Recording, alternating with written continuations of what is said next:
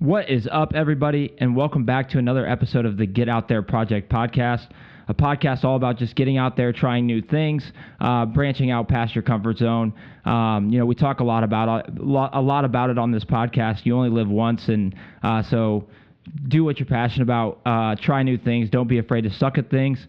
We talk a lot about hunting and fishing on this podcast, but more so we talk about mindset. We talk about just kind of living free and trying new things. Today, I have the pleasure of having Calvin Merkle sitting next to me. He is the owner and founder of the Raise 'em Up Country Company. And if you guys haven't seen his stuff, it's actually pretty awesome. I know he's got it on, his shirt and his hat. But check out the Instagram page. But I'm going to pass it over to him and let him tell you a little bit about his business and what he's all about. Yes, sir. Thank you, Kale, for having me. I've been doing this since November of 2021. I started that. I was just sitting in my college apartment. I was bored, and I was like, I've always wanted to start a clothing brand. I like being outdoors. I like, hunting, fishing, whatever, being with your friends, having a good time, raising them up like we all do. And I was just like, all right, I'm going to start a clothing brand, whatever, see what happens, start something out of nothing. And it took me probably 2 to 3 months before I started to launch it. And here we are in the spring of 2025. We're still going at it. So it's definitely been a rocky road. Like any business, it's not going to be easy. And I would say I've been pretty consistent with it. I feel like definitely I could have been more consistent with it, but it just all goes to show when you start something new, it's not going to be perfect. It's going to be hard. So, but yeah, that's pretty much what I got. So Heck yeah. Yeah, dude. No, I love the idea of the Raise 'em Up Country Company, and obviously we got a couple here that we're going to raise up during the podcast. And really, you said it wasn't easy, and you said it's been a rocky road at times, and you've definitely had your struggles. What's been the biggest thing that's motivated you and pushed you past some of those struggles that you've dealt with in terms of starting a business from the ground up and at a young age, too? Mm-hmm. I know it's not easy, and you learn a lot as you go. Talk a little bit about what that's been like. I feel like for a lot of people listening, probably that's one of the biggest things that scares them is I don't know where to start. I don't know, I'm going to hit this wall. I'm going to hit this wall. And how do you work past those and find a way to still make it succeed even when that stuff's happening? Yeah, you really just got to start. I guess cliche as that sounds. When I was starting it, I was like, dude, I don't care what people think, or I just was like, I'm just going to try this out, see what happens, and just kind of go from there. And I did a lot of research and stuff behind the scenes that people probably don't see, because you got to really learn about it. And I mean, it's not gonna be perfect even when you do your first drop, but I think just a lot of people get scared. You're not gonna get famous overnight, or you're not gonna get 10K followers overnight. There's some brands that really do that right off the gate, but they might have had more experience in other spaces, or they might have had, stuff like that. They might that you didn't know about. So I would just say trying to overcome that, and you got to be consistent with it. That's the biggest thing is you got to be able to work without seeing results instantly. So for sure, dude. And we talk a lot about that on this podcast, and just starting where you're at and not comparing yourself to people that have been doing it for years, and understanding that your audience and the people that you ever reach to is what it is, and you have to cultivate that and grow it. And if you have, I use this podcast as an example, is I might only have 100 people that listen to it, but those are the 100 people that I'm going to talk to when I'm doing it. Yeah. And it's the same thing for you. Is if you start out with 50 people buying your merch, that's pretty awesome. Mm-hmm. And then if they like it, people ask them where it's from, and now you have 100, and it just slowly over time cultivates. But you can't get to that 10K or the 100K if you don't really capitalize on your first 50, your first 100. And so I think, like you were saying, just understanding where you're at, understanding that it is a long road, it is a long game. I listen to a lot of people, I listen to a lot of podcasts, read a lot of books, all that stuff. And I listened to Alex Hormozi talk about this, living the same 6 months over and over. You get motivated to start something, and then it gets hard, and you get kind of lose the motivation. You don't work hard enough to break past that, so you find something else to do. Yeah. And they just do this over and over for 6 months at a time their whole life, and they never really get past the first obstacle, right? And so it sounds like, especially for you at a young age, and you're just a couple years younger than me, and for you to be able to do that since 21, and just go out and break through the hard parts, the obstacles that are thrown your way, especially when starting your own company. And this is the first company you started? I did in high school. Like I painted shoes. Like people know me. Like Kale's Custom Kicks was my nickname in high school. But I did that. That was like a pretty small business, but I guess that was like nothing compared to this though. So this is like the first one that you've tried to scale. Yeah, right? like first online e-commerce or whatever. Yeah. So for you to take your first online e-commerce and not let the obstacles basically shut you down right off the jump and be able to power through and make success out of it on your first go around speaks a lot to not just the motivation, because I talk about this a lot here, is in my opinion motivation's a little bit of bullshit. Because motivation only lasts for so long. I always make the joke that like like especially in the fitness space, if you have to work out at 5 a.m., motivation's not awake then. Discipline is what Discipline's what gets you there. It's the same thing in business, right? If you want to be successful and you want to get past the obstacles that are thrown your way, you do really have to be disciplined enough to say, okay, it's going to be hard. Okay, I'm going to have things thrown at me that are inconvenient or that are going to make it hard. I might not sell all of this drop or this drop, and I might have some failures, but I'm not going to let that deter me from taking a great idea and making it something special. Yeah, exactly. And if you only work when you're motivated, like you're not going to be. That's where discipline comes in. You just got to do it when you don't want to. So tell me about this, Calvin. Yeah. Obviously, in 2021, how old were you? 20. So you started a business at 20 years old. Obviously, you were working another job, I'm sure. I was in school still. Okay. So I had money saved up, but like, I wasn't in. I don't think I had a part-time job at that time. But do you work a part-time job now? Yeah, I work full-time for Grunloh right now. Okay, so you work full-time. Tell me the balance that takes, right? So obviously, a lot of people that would be in their 20s work a full-time job and probably don't see a lot of time to try to run a business on the side of that. Tell me what that has taken from you and what has been your driving factor to not only allow you to work a full-time job and be successful there, but also still put time into your business.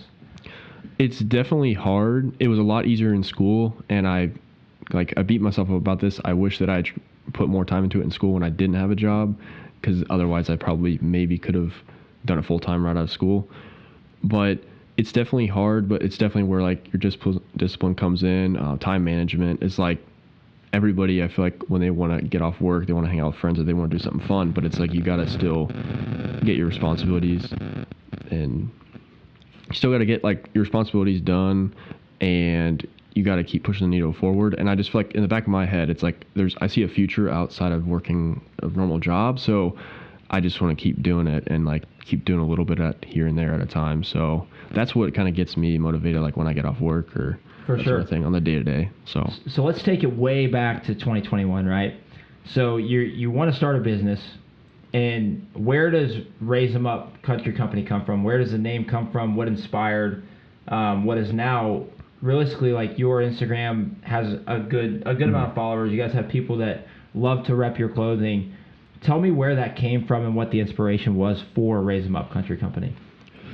Yeah, so like a little bit like I said in the beginning, I always wanted to have a clothing brand. I was just more based around country, like the country lifestyle, just what I'm about and like what all my friends are about.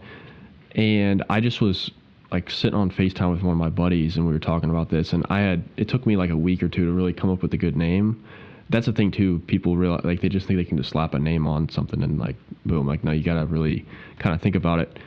But I was thinking for like a week or so straight, just writing stuff down. And he and my buddy now were like, dude, what about like Raise 'Em Up? Because like you raise up a beer, you raise up anything to a good time or something like that. Yeah. So I was like, oh yeah, dude, that's good. And then I just rolled with it. I don't know. Yeah, it kind of came natural. Yeah. Yeah, I think it's one of the best. In my opinion, I think it's one of the better names I've seen for a company. And you raise up beers. If you kill a deer, you raise it up. If you catch a fish, you raise it up. So there's a lot of application for it, and it's something that everybody can relate to, right? So take me into the outdoor side of you. What all do you do? Are you a fisherman, hunter? What does that look like? So yeah, I feel like I'm gonna get hate for this, but I've never really hunted that much. I've done a little bit like helping my buddies out in college, like getting content and stuff, but I've never like sat in a deer stand. Fair enough. So my uncles did when I was growing up, but I never got to do that. My mom was kind of anti-guns, and I wish I did. Like, I'd love to do it. Same with duck hunting and stuff, but I've just been more of a fisherman, going out, taking pictures of my truck, hanging out with people like that, and doing some more of the truck stuff, bonfires, stuff like that. Sure. So yeah, dude, we'll have to get you out. We'll have to get you out hunting sometime, man. I actually didn't get into hunting until I was 18. Okay. So I grew up fishing. I fished Tuesday night bass tournaments since I was 12. That's how I got into fishing, and I didn't know jack shit about hunting until I was about 20 years old is when I started to get somewhat decent at it. I bought a crossbow for $100 when I was 18 and got in a tree stand and killed a doe my first year, and then got a compound bow, and I've actually never shotgun hunted, so that's really not my style. I'm more of a compound bow. This is the buck I shot this year, right there. So it just takes time to get into, and really the hardest part around here is just finding land for it. But, they got some public land spots, but yeah, you'll definitely have to get out and try it out. So let's take it now, progressing forward. So you got the name. So what goes into coming up with a logo, coming up with different designs? What does that look like on a day-to-day basis, or week to week, however that looks like? Yeah, so usually I just be drawing stuff like in a notebook, or sometimes I'll take like images that my friends send me, or like pictures stuff. I'll try to have that digitized somehow into an image, and then or like an illustration, and I'll kind of add bits and pieces to that sort of thing. Or like I used in the past, like starting out, I was just drawing stuff and then paying somebody to digitalize it. But I think in the past I just had like silhouettes. I didn't really have too many elaborate. Like this shirt I have dropping is like the first thing actually that's multicolor, and I feel like I should have done that a lot sooner. But is this the shirt that you're dropping? Yeah, but it's got like a cowboy in the back and like a mountain scene kind of thing. Sure. So, but yeah, I try to spend like maybe a couple hours a week on the design stuff just to keep fresh with it. In the past, I wasn't doing that, so I feel like I've been trying to be better about that. But yeah, just drawing stuff, asking my friends what they think about it and stuff. And so once you get a design, what does that look like? Putting that into so you get a design. What do you do to actually like get it on a hat? So embroider a hat or get a shirt printed. Do you go through do you do it yourself? Do you do it through external businesses? What does that look like? Yeah. So I'll like send them the design, have to pay for the digitizing fee, and then I'll just have them do it. Sometimes I would send people the hats for them to embroider, or they would provide the hats. Okay. So I used like the place in Fairbury, I forget, Varsity. I used them a couple times. There's a place in Bloomington, Meltdown Creative, I use. Oh yeah. So, and then to get some of the camo hats, they don't really have them around here. I've had to go to like South Carolina or have people do that there. But yeah, it's pretty straightforward though. If like you send them anything designed, they can make it happen. Yeah. So do you order in bulk? So so say you have a design, you're gonna go for a drop. Do you order in bulk, or do you order as you get demand? As on demand, yeah. I do in bulk, yeah, and then that way I can just ship out right away when somebody orders. So that's what I found is the best. A lot of people say, like, people try to do the print on demand stuff, but it's just like then you're waiting a couple weeks, and everybody wants things now, and it's like if they have to wait a week or two for a hat, they get kind of mad. So sure. Yeah, I actually tried to at one point I tried to get into the shirts and hats business, and I was doing it all through screen printing on like a Cricut. Okay. So cutting my own designs, printing them on the shirts myself, and I just didn't have the time for it. And so more respect to you, because I know the time it takes, and like coming up with designs, and we were doing like Outlaw Lifestyle was the brand that we were trying to do. And it's still something that I would love to do at some point, or it's still like a mantra that I use a lot, especially with the podcast and with my social media pages. But it just wasn't something that I had the time to actually put in and do. With trying to do a podcast, I was switching jobs at the time, so I had a lot of other stuff going on, and so I actually understand a little bit of what you go through. Maybe not to the scale, because I didn't do it for 5 years. But it's definitely a lot of respect on the end of taking something from the ground up and building it up to what it is now. I appreciate it. And so what's that look like moving forward? What's like the big goal for Raise 'em Up Country Company? I mean, right now, like I like my full-time job, but I've always in the back of my head wanted to have my own source of income. So for right now, I'm going to keep doing it and see where it goes. I don't know 100% if I will be doing it like full-time when I'm like 30, 40, that age. but I do like doing it for fun, so I think I'm going to keep doing it and see where it takes me. So I'm trying to get into like a little bit more of digital marketing. Like I've been growing my Instagram profile a bit. It's not like I haven't hit 10K yet, but I'm trying to learn all that digital media aspect of it, like the digital marketing, and maybe open up like a digital media agency or something like that to have as well. And then I could be running that and then be doing the brand like in the other time. So that would replace my 9 to 5. For sure, dude. And I think that that's one of the things that I really want to touch on, especially having you on the podcast, the social media side of a business, right? Nowadays, everything, basically everything is all social media, right? Social media runs the world at this point. People spend more time scrolling through their phones than they do anything else. What does that look like for you, adjusting to that side of business, right? Adjusting to creating content on a weekly basis and being consistent with the content and trying to go every avenue that you can to gain traction, gain engagement, gain followers so that you can actually broaden your horizon that you're actually reaching to promote the brand or promote yourself, really. It's definitely a learning curve for sure. Because like I think when I started posting content for the brand, I just thought that I could just take a picture of the hat and like post it and then people would like it. But you gotta like have people wearing the like hats and stuff or wearing the shirts or doing something country related or like doing something outdoors to really get actual views. And that took me a while to realize. And just like, people just want to like do the easy way out or just like do what's easy. They might not want to put the work in. And I feel like that was me in the beginning where I just wanted to post something and just see what happens. But it's like there's a method behind it. So that's just overall has been my thing with it. You got to really try see what works, what doesn't. And it takes a while, but what have you found works best for you in terms of social media? So if you're going to post, is there certain times that you try to post at? Are there certain styles of content that you try to post? What have you seen actually gains the most traction for you? I would say I try to post I tried to post every day for like a month and I got burnt out, which is good. I grew a lot, but I just got burnt out. I post at around noon. I found that to be the best time. I was trying to post at night because I feel like people usually on their personal Instagram, they post around nighttime and it gets good. Yeah. But with the brand, it's like around noon. People check on their lunch break or that sort of thing. That's when I've seen stuff go viral, which is interesting. But yeah, I just post around then. And then I try to post 3 to 4 reels a week and then maybe 2 to 3 branded posts a week that way. So do you do all of I've always been curious about this, right? Especially with social media through companies.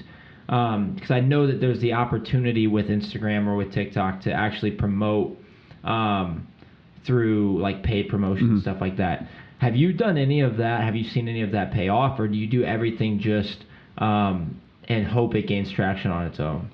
I've done a majority organically. I've ran Facebook ads 2 or 3 times. I got a few sales from them. It worked, but it was not enough to really make it worthwhile, I guess. Maybe I need to just try again with it. And it's that all goes back to the thing is trying what works and what doesn't, but it's expensive to do that. 100%. So I just feel for me to just try and get the organic down and mastered and then go do the ads maybe after I have 10K or something, then yeah, and I think I think the organic has a sense of, I don't know, I think there's a little bit of a beauty to doing it organically and growing a brand organically and not using paid promotion to do it. I think that in my opinion, it's a little bit more genuine, right? It grows it for people that really just are attracted to that brand. Yeah. Right. When I first saw it, it just came across my page. Yeah, I have mutual friends of yours that were posting about it or were on the page.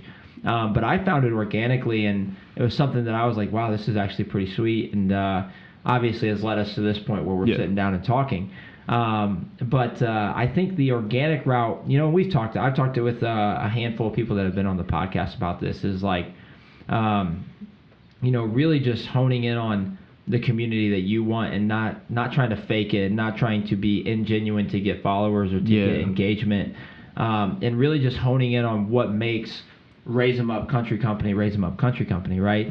The second that you start to kind of falter from that, you might water it down a little bit and and kind of get away from the people that you're really trying to target. Yeah, like it's kind of like if you were doing organic, you could build your like following by those people that resonate with that brand. But if you just start paying for ads, it could be anybody. Mm-hmm. So you kind of want to keep the community. You create a sense of loyalty amongst the community that you grow, right? And so your Instagram, remind me, what are you at followers wise on your Instagram? I'm almost at 6K. It's like 59. I was gonna say, I thought last time I looked, you were at like mid 5,000s. Yeah. Which is pretty. I mean, for 5 years is awesome.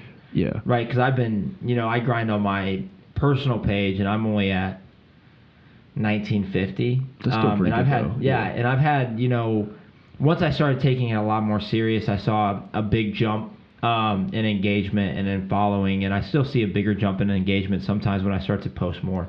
But my podcast page, it's not too big. It's got, a couple hundred, and we had the Outlaws page. So when we used to do YouTube all the time, we were the Heartland Outlaws. Okay. And we grew it up to about 1,000, but we didn't spend a ton of time on it.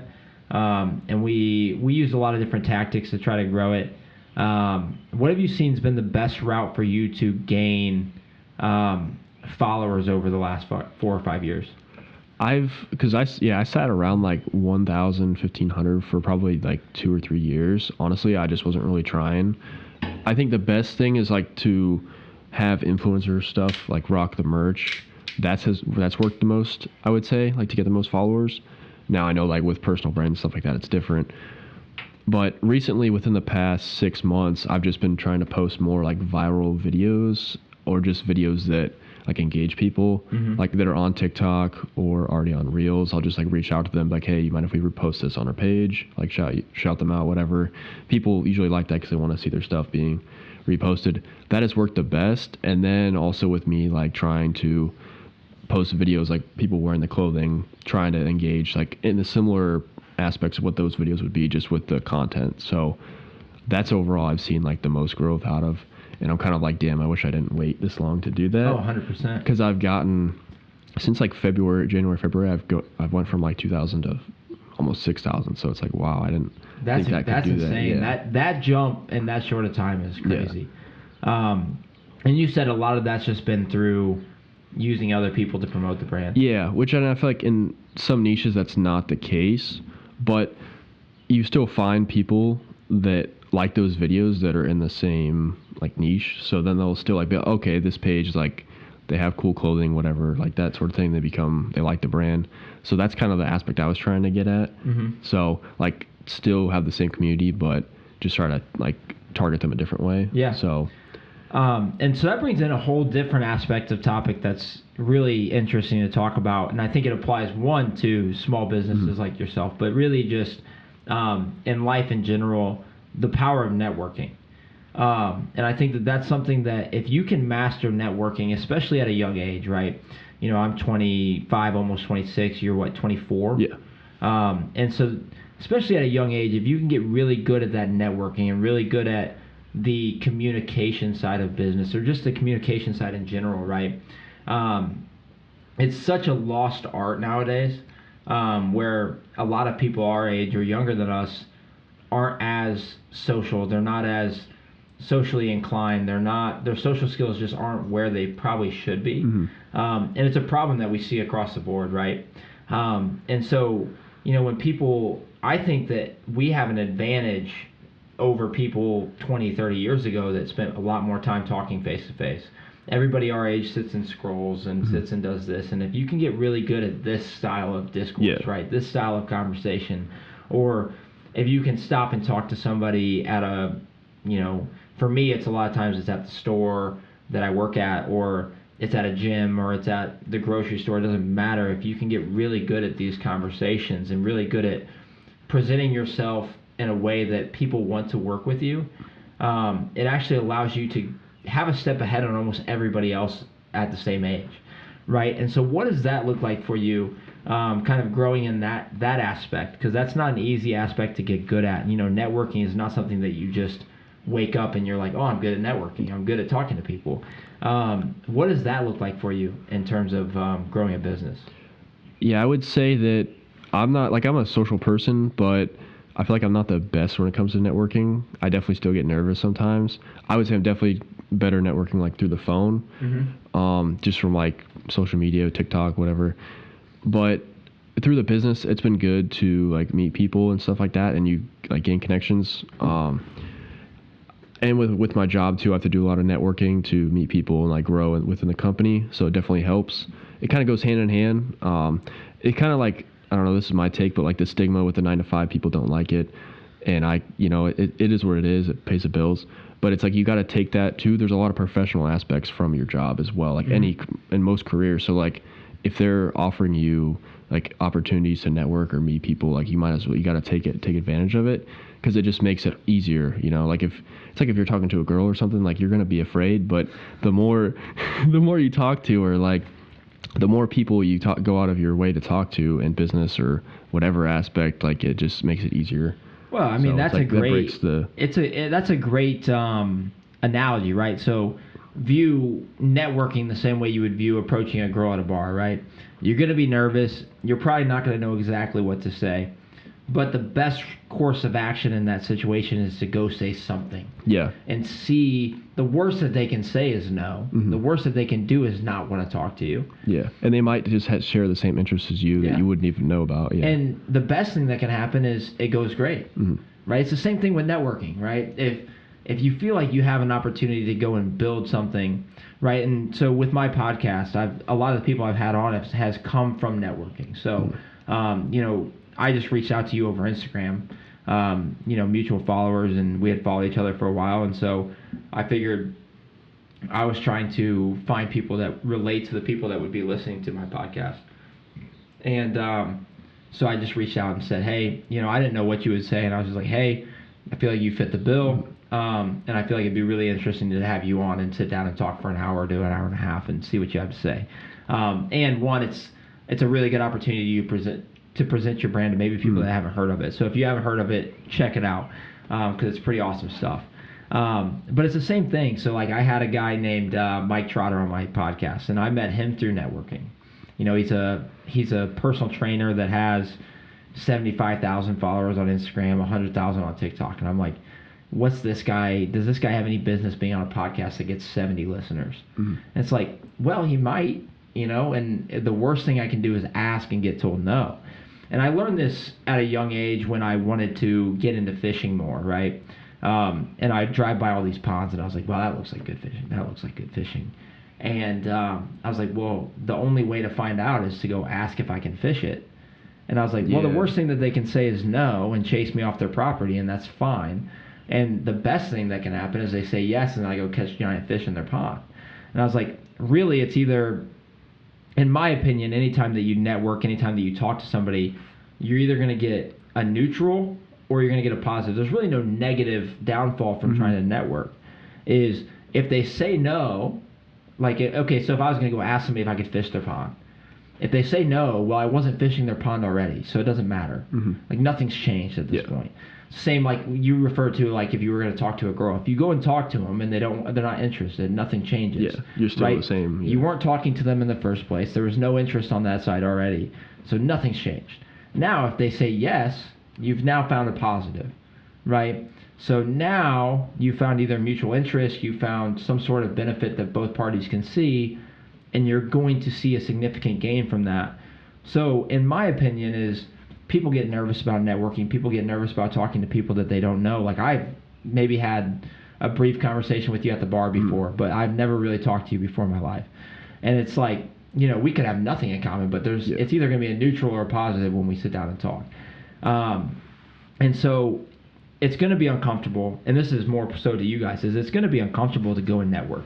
It's going to be uncomfortable to go out and talk to people that you don't know. It's going to be uncomfortable, and you're going to feel weird, and you're going to get nervous, and like that's fine, because we talk about this a lot, is like there's no growth in your comfort zone, right? Exactly. If you stay in your comfort zone, you're just going to sit in a steady point of like contentment and complacency for the rest of your life.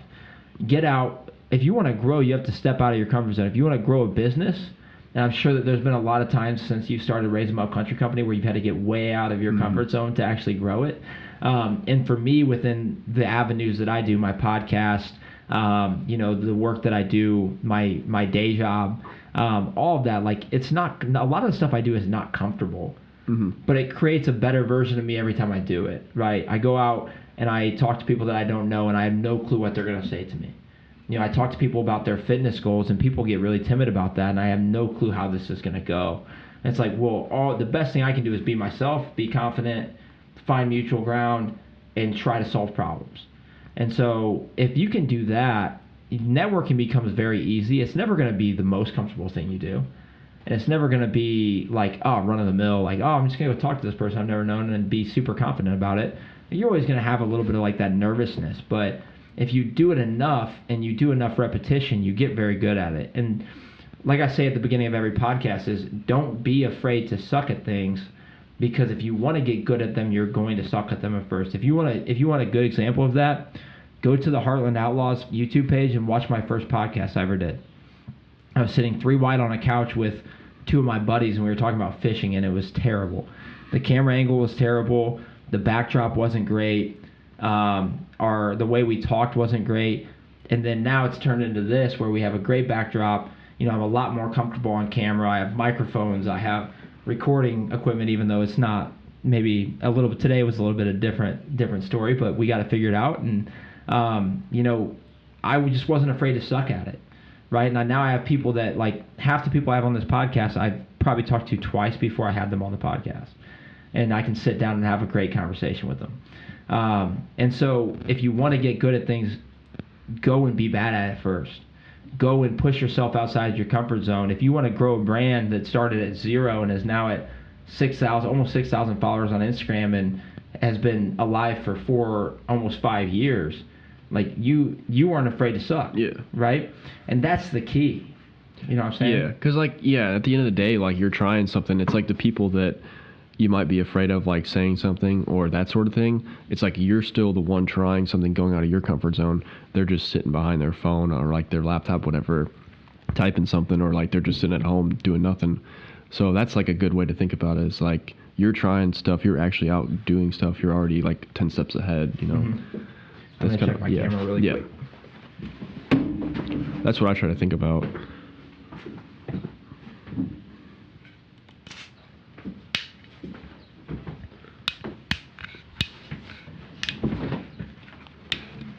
Yeah, and like you said, is, people might say shit and people might have their own thoughts on it, and like, some people might think it's dumb whatever you're doing, and that's fine. Like, who cares? I've actually talked about this on like the last couple of podcasts. Is like, when I started doing the fitness stuff and I started posting YouTube videos when I was 18 about fishing and hunting, or when I started the podcast, like, all this stuff to some people might seem really weird, or it might seem like, people might have their own opinions on it, and it's like, let them, let them have it, because I'm doing stuff that I'm passionate about. I'm doing stuff that has a purpose. And if somebody wants to think away, like, I used to always get worried about what people that I went to school with would say, right? I used to get worried about like what my followers would think. It's like, well, if they're my followers, then I want them to see the most genuine side of myself. Mm-hmm. And like, if I want to be genuine to myself and I want to live the life that I want to live, I should do the things that I'm passionate about, right? I always refer to this podcast as like my baby. It's like something that I've dreamed about for forever, right? And if I could make this a big enough thing that I could do it full time, I would do it in a heartbeat, because it's so fun. I love sitting down and talking to interesting people that have a story to tell. I learned this when I was a kid. My dad's a farmer, and you always hear like jokes about farmers and how they talk, and like, I'd be in the truck with my dad, and next thing you know, we'd be talking to another farmer, and we'd be holding up country traffic just because he's talking to another farmer for an hour. And it's like, well, how'd you get good at talking to people? Well, I watch people. I heard other people's stories. Everybody has jokes to tell. Everybody has a story to tell. It's like, no matter who I talk to, I can find out something that applies back, and I can learn a lesson from. And I found this out as I continue to do stuff like this is, everybody that I thought would judge me, maybe some people do, and maybe I just don't notice it, and like, they just do it behind my back and whatever. Like, it doesn't affect me. Mm-hmm. But I found a lot of people that I was worried about judging me actually love it. Right? I had a buddy of mine I went to school with come up to me at the bar one night and just was like, we were talking, and we were catching up. We hadn't seen each other in a year or two. he was like, dude, that podcast and everything you do is so cool. He was like, it's neat to listen to somebody that I know and that I grew up with, and not just somebody that's like, I've heard about or I know is famous. Like, it's cool to hear somebody that I can actually relate to talk about this stuff. And I was like, that meant everything to me, because it was like, this is the same people that I thought would judge me for it actually love it. And if they didn't, who cares? Because there's enough people that listen to it and enjoy it, and there's enough people that are behind it that's what I do it for. Right, I found this out when I started doing YouTube, and I'm sure that you have some stories like this with your brand. Is like, I started doing YouTube to really just document fishing and hunting. I thought it was cool. Like, I have all these really cool experiences when I fish and hunt, and we don't ever document any of them. Like, we just have stories to tell about it. And I was like, well, if we can get a couple of them on camera, that's pretty sweet. And then the first time this happened, a kid came up to me and told me he caught a fish using a tactic that we were using in a video. And I was like, you know what? That's why I do the videos now, right? And if one person comes up to me and says, hey, what you talked about on that podcast, like, that really resonated with me, and I took that and applied that to my life and it made a change, well, then I do it for that person that's listening.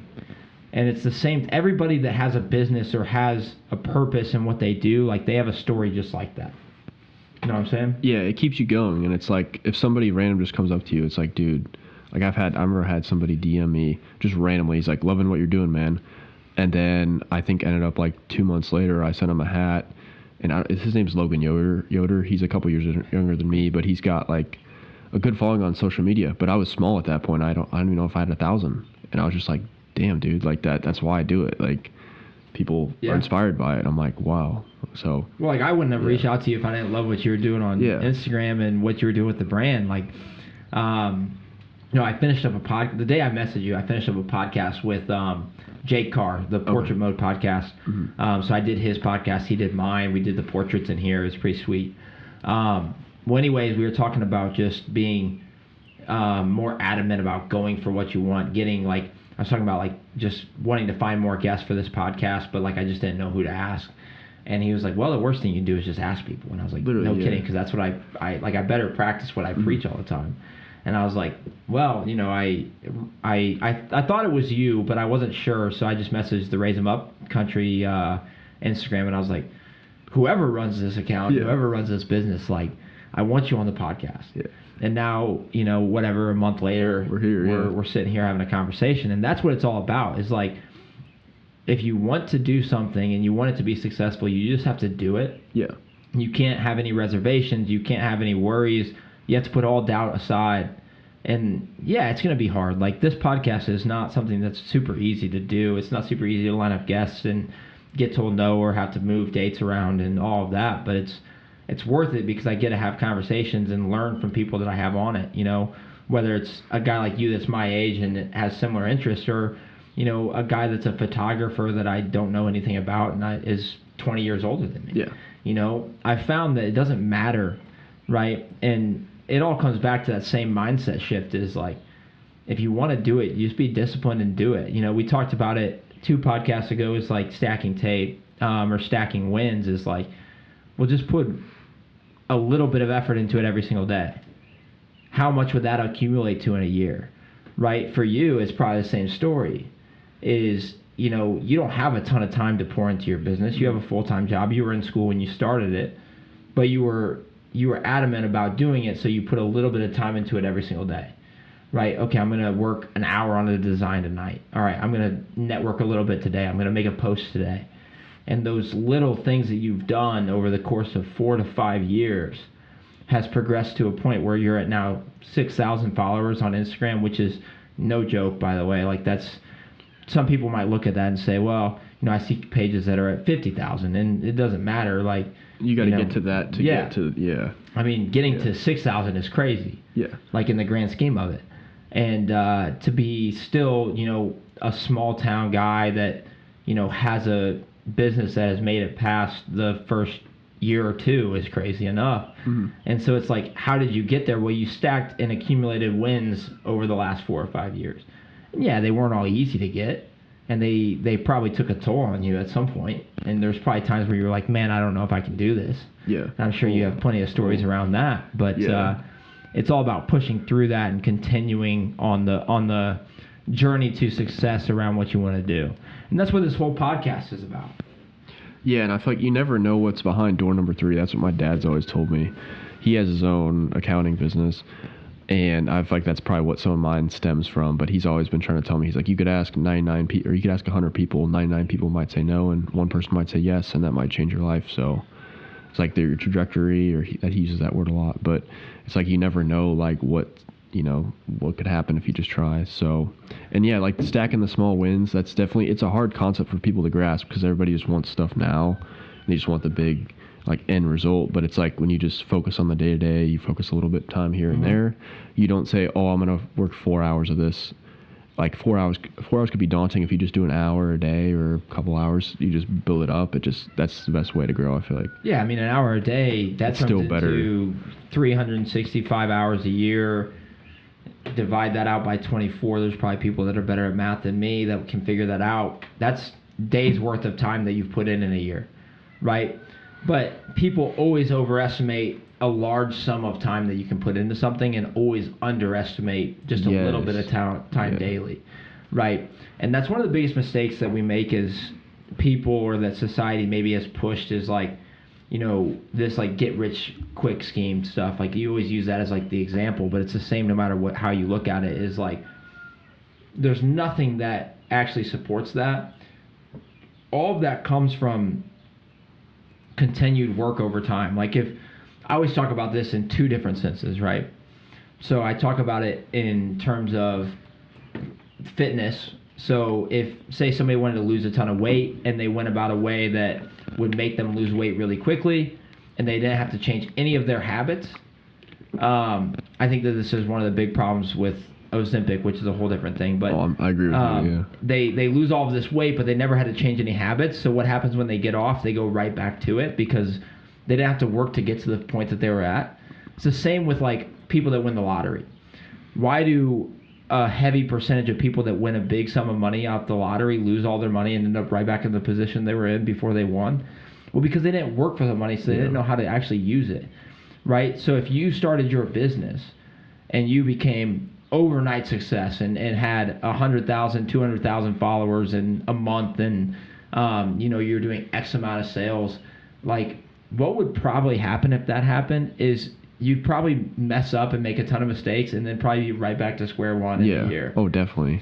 And so if you can actually go about it the slow and steady route and make the mistakes over time while you're still small and put in this accumulated amount of effort over time, then you actually know what it takes to maintain where you're at because you had to go through all the steps to get there. Yeah, no, I agree with that 100%. Like, if you just got overnight success, whatever, you had a big following and then you made some big mistake that like somebody smaller would have made and it wouldn't have accounted to that much, then it wouldn't be as good. Yeah, 100%. So yeah, I do agree with the Ozempic thing though. It's like you gotta kind of learn how to do stuff and like lose weight and do it the right way. Otherwise, it's like you're back to where you started. Yeah, and that's what I see it all the time. Like my big thing, and anybody that listens to me talk or knows me personally, as I use analogies for everything that I say. So, like the big joke around like my workplace is the stacking tape thing. I use that analogy like at least once a week. So everybody's like, oh, here we go again, stacking tape analogy.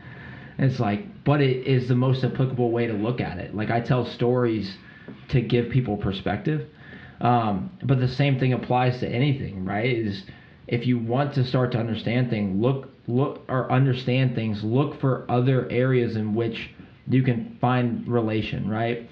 So when you're looking at a business, for example, and you're saying, okay, what problems could I run into? What would this look like long term? What's the road to success here look like? Well, you probably don't have any clue, right? But if you can find things that are relatable in a sense, that you can be like, okay, this is probably what this looks like. This is what I need to base it off of. And this is like the lessons that I need to know going into it. Well, now you probably have a better sense of success.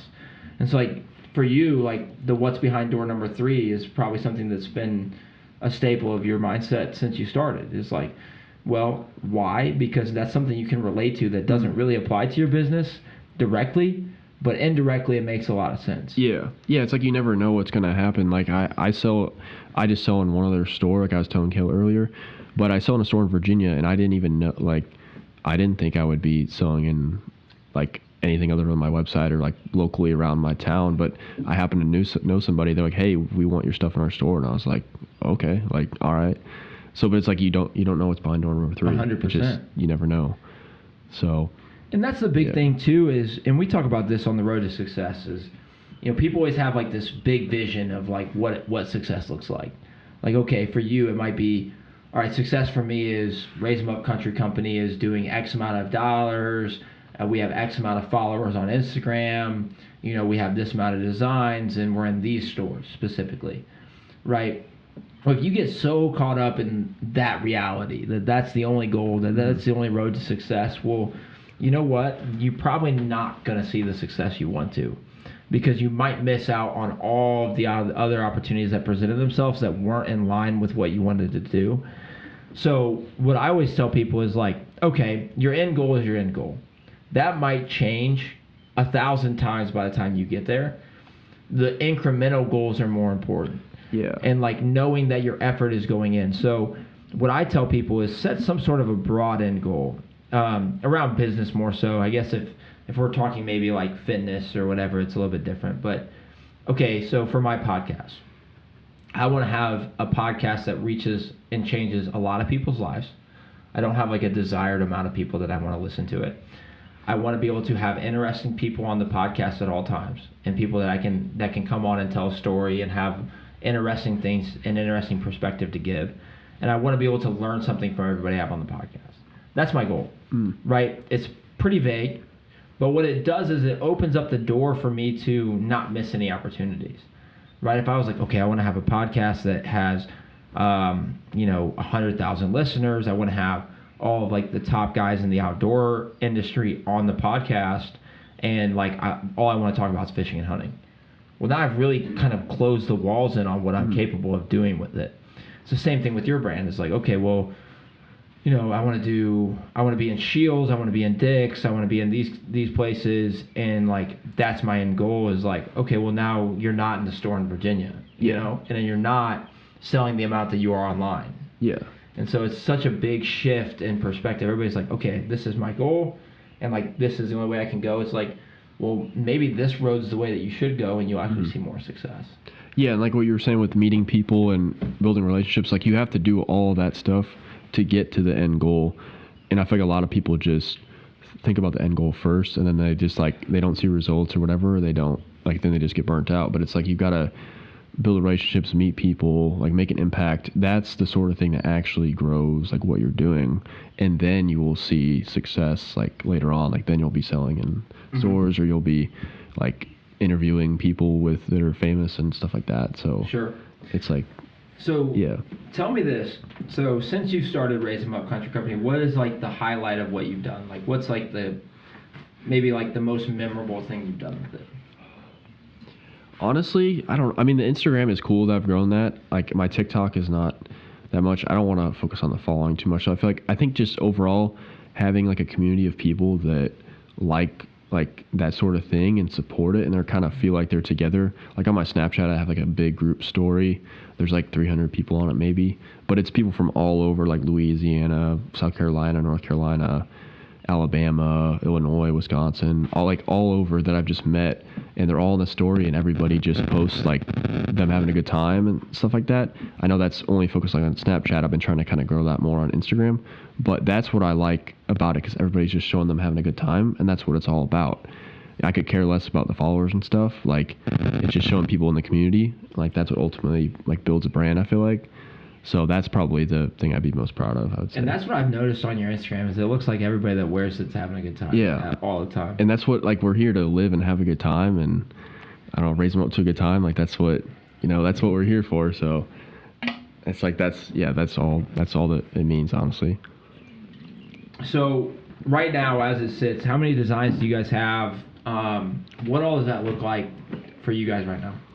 So we're dropping this shirt next Wednesday. I have another shirt design coming. I have a hat coming also. It's my first time doing overseas manufacturing. That's supposed to come in the middle of June. I just went with that because it's like you can customize a hat a lot more, and it's a lot cheaper the price. So I wanted to try that out. I'll have him and see send me a picture so I can put those somewhere on the screen when we're talking about this. But yeah, that's what we got coming for June, July. And then I have another shirt that'll probably be in July. Just trying to get some shirts for like the summer and stuff. I haven't like released a shirt in a while, so I was like, I need to get on that. And then hoodies, of course, in the fall. I was gonna say, I've seen mostly hats. Yeah. And yeah, I'm a big hat guy, so. Yeah, I've been trying to broaden out, I feel like, from the hats and stuff and get more shirts. That way, because I need stuff to wear. Is that what it started out as a hat? Well, yeah, we had T-shirts as the first. We had like a gray T-shirt with like a hunting design on the back. And then I made a couple hats. And that's kind of what stemmed it all. So, but I feel like just like a lot of people do hats. It's nice to have a good variety. And I already have like 10 to 15, maybe a little less types of hats. So I'm like, I need to have more shirts or more hoodies or just like make the website that way there's more stuff for people to choose from and not just hats. Because a majority of us wear hats, but some people like a shirt to wear or that sort of thing. So for sure. So tell me this. Obviously, we've talked a lot about your company. Obviously, we've talked a lot about what it takes to grow a company. Tell me more about Calvin, right? Tell me who you are, what you're about, like what. I guess just tell me more about what drives you personally. Yeah, so ever since I was little, I've always been in some sort of business, I feel like. When I was, like I said, in high school and middle school, I painted shoes. I just like buy Jordans and stuff. I couldn't afford like the nice Jordans that everybody had at school. Just my parents weren't buying them for me like everyone else was. So I was like, I'm just going to paint my own and go from there and like make them look cool. I started doing that, and then I moved into reselling shoes. I feel like a lot of people did that in high school, like Supreme and all that sort of thing. I really like doing that. I did that a little bit like junior, senior year of high school. I would just spend damn near my whole bank account on Supreme or something while I was sitting in class trying to resell it. And I did that in college as well. And I always knew like in the back of my head I wanted to have my own business. I just didn't know like what would like be the end goal. My dad has his own accounting business, like I stated previously. Like that's cool. I just feel like it's cool to kind of build something, like whether it's financial stuff like marketing or advertising or accounting, something like that. The clothing brand's cool because you can kind of create like a community and create designs and stuff. You may not make a lot of money as if you were to be an accountant, but it's just you enjoy it more. Yeah. I feel like you enjoy it more 90% of the time than if you were doing accounting or something. You'd maybe enjoy it like 30% of the time. So it sounds like your driver is a lot of like creativity. Yeah, I would say so. So like for me, like my driver is like helping people. Like that's what, if I can do anything while I'm alive, like if I can help the most amount of people, I feel like I've lived a successful life, right? Like that's all I ever want to do is this podcast is all about helping people see perspective, help them with their mindset, help them get into hunting, fishing, whatever it is that they're passionate about. My job is all about helping people. For you, it sounds like you're very creative minded, right? Your purpose in life is to be creative and be able to take thoughts and ideas and put a purpose to them. Yeah, I would definitely say so. I feel like that's probably more than...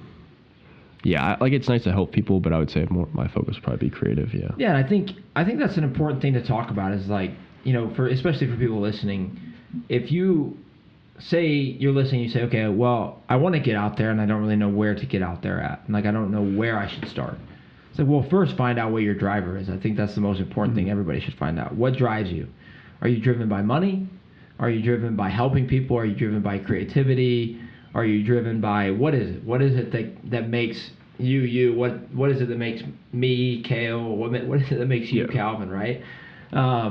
That's the first step, is finding out what drives you. The second step is then finding the area in which you can pursue that.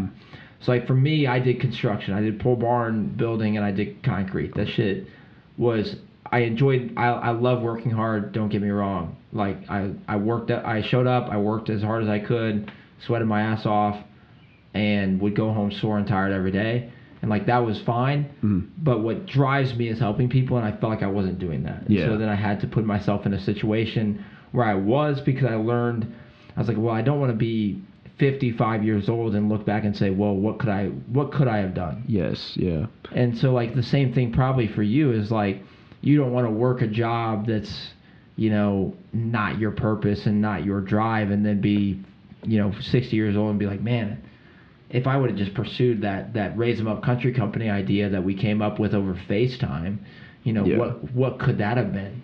Yeah, because it's like you want to, like what you're saying, you want to be able to look back on it. It's like if you're 60 years old, you're laying on your deathbed. It's like if you just worked a job every day. It's like my job right now, I'm just doing a bunch of mindless tasks. Like I'll be the first to admit that. It's like, but my brand, I actually feel like I'm making, like I have a purpose where I'm actually doing something that's benefiting me, or like doing what I want to do. That's like, that's all of it. It's like you don't want to look back and be like, damn, I didn't do anything. Like, yeah, be able to, you build something, like be able to say you built something. Regret costs a lot more than failure, right? The debt of regret you could never get back. Regret if you lasts fail, forever. you can at least try to bounce back. But I always would hate to know how many people get to that point in their life and they're retiring from their job and they're like, oh man, what I could have done. Yeah. And like for me, that's what would have happened to me is like, I was 18 and I started a YouTube channel. And I thought that was like the coolest thing ever. And then I got busy with work and I didn't have time to put into it. So it fell off. And then I started doing a podcast. And I wanted to start a clothing brand, right? I wanted to start Outlaw Lifestyle. Thought that was pretty cool. Ran out of time for that. The podcast stuck, which was awesome. But my purpose was always helping people. So then I was like doing the construction stuff and I was like, this isn't serving that. And I was like, I'm really right now all I'm doing is living to work. Like I wake up to work, I get done with work, I'm too tired to do much else. I don't have time for anything that I'm passionate about. And so I basically just work and then maybe I'll go fish or something. Yeah. And that's fine. And I realized is like, I don't want to be 60 years old and say, I showed up every day to work and worked a job that I enjoyed somewhat, but like I was burnt out on it most of the time. And my body hates me for it. And, look back and be like, I had that YouTube channel that I could have done something with, or I had that podcast that I could have done something with. And so I made the shift into what I do now where it serves my purpose. So my day job actually serves my life's purpose, right? But this still fills that passionate side of me too, where it's like, I want to do the podcast. I want to be somebody that can sit down and have these types of conversations and talk to people like the people that are listening right now, everyday people. And like, yeah, is it cool to sit and listen to a podcast with somebody famous like Joe Rogan or Alex Hormozy? And like, yeah, that's awesome. I listen to those all the time. But how cool is it to listen to somebody that's relatable, that's done the same stuff that you've done, that is in the same position that you're in, but has a different perspective than you? That is, I always talk about it like, I'm not anything special. I'm just a guy that works. I'm a manager for a supplement company that also has a podcast and an interesting perspective on life, right? So why should you listen to me? Well, you should listen to me because you can relate more to me, right? Like if anybody's like, why would I listen to the Get Out There Project podcast? It's like, well, you relate to me. Like you can relate to me more than you can relate to a millionaire, right? Why should anybody wear Raise 'em Up Country Company clothing? Well, you can relate to it, right? Everybody can relate to wanting to sit around, like especially small town people can relate to wanting to sit around a bonfire, raise up a beer or cold drink, raise up a fish when you catch one, raise up a deer head when you kill one, and like that's what it's all about, Yeah, it's more relatable, and I think that's what's helped me too. Is like I meet people, whatever, they're like, hey, I love what you're doing, and they're like no different than me. I mean, I'm not a rocket scientist. I couldn't even say that. Yeah, like I got like a 15 on my ACT, so I'm not like anything smart. But yeah, it's like it's relatable. Yeah. Just what you're saying, and it's cool to watch people like that. Honestly, more than some of the famous people, because like I don't know, you can relate to it more. And yeah, and like it's more. There's more beauty to the fact of like, hey, a guy that I went to high school with that scored a 15 on his ACT just created a brand that's now like actually going somewhere, or like a guy that I played football with in high school now has a podcast that like he talks about really interesting stuff on, and that like will actually help me in my day-to-day life. Like that's what we do it for. Yeah. That's why we do the things we do. That's why we pursue the things we pursue. And I think that's just like there's a lot of beauty in that. That's why I wanted to have you on, because you're no different than me in the sense of you decided that you wanted to pursue something you're passionate about. Yeah. And that's the same thing I did. And so the perspective that we have on things and the way that we view things is very similar. And I've enjoyed the pleasure of getting to sit down and talk to you and see what you're all about. One, I love the brand, and I can tell you that 1,000 times. Yeah. I definitely need to get at least a hat, because I'm a big hat guy and I wear hats all the time. So you best bet you'll see an order come through soon. But I respect what you do. I think the way that you built your Instagram is awesome, because that's where I found you guys at. And I think that the design itself is cool, but I think what you guys are all about as a company is even cooler. And I think that it's cool that you're from the same area that I'm in, and you've been able to do something pretty awesome with what you do. So. Yeah. No, I appreciate that. It's definitely cool to meet people that are in your same area, like you're saying, because like you may not know, like you may think, oh, I'm in a small town, nobody else has the same drive, but like you never know. Yeah, 100%. So it's definitely cool to see that and relate to that, and it's always good to have conversations like this. Yeah. You learn from it. You meet people, make connections. So, and that's what it's all about. Like you're meeting people with your same interests. Yep. So Calvin, tell them where to find you. Instagram, website, what you have going on. Obviously, you have the drops coming up that you talked about. How many designs you have, everything. Let them know where to find you. It's Raise 'em Up Country Co. Country Co is just CO. That's on Instagram, TikTok, Facebook. Just on my Snapchat, just my personal Snapchat. But Calvin Merkle is my personal Instagram. So. But yeah, that's pretty much everything. And is it raiseemupcountryco.com is the website? raiseemupcountryco.com is the website, yeah. Perfect. Yeah, guys, go check him out. He's got the new drops coming soon. I'm looking at the shirt right now. It's pretty awesome. But I've seen a lot of the designs, so he never really fails to put out bangers when it comes to the hats and the shirts. But Calvin, I've appreciated your time today. I'm glad that I got to have you on the podcast, and I think that this conversation will apply to a lot of the people listening, and I'm glad that they got to hear what you have to say. To everybody listening, make sure you like, comment, and subscribe. If you like the show and you like what we talk about, just tell people about us. Like I said, networking is a big thing for me. If you like the show, word of mouth is the best way to network. So just tell people about the show. I'm not going to pay for any promotion, so it's all on you guys, unfortunately. But I appreciate you guys tuning in today. Calvin, like I said, I appreciate your time. And I will catch you guys on the next episode of the Get Out There Project podcast. Peace. Perfect. That's sweet, dude. I've never done one of these. I appreciate That's pretty you, cool. man. Yeah.